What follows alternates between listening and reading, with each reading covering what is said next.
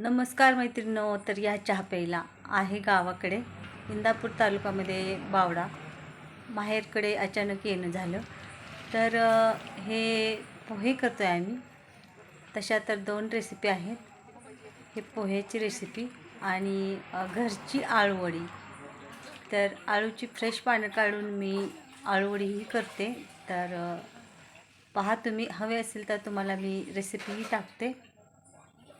तर हे पहा, आपले घरची आळूवडी मी स्वच्छ पाण्यामध्ये धुवून घेते पाईपच्या. आणि सध्या मी पानं भरून घेते.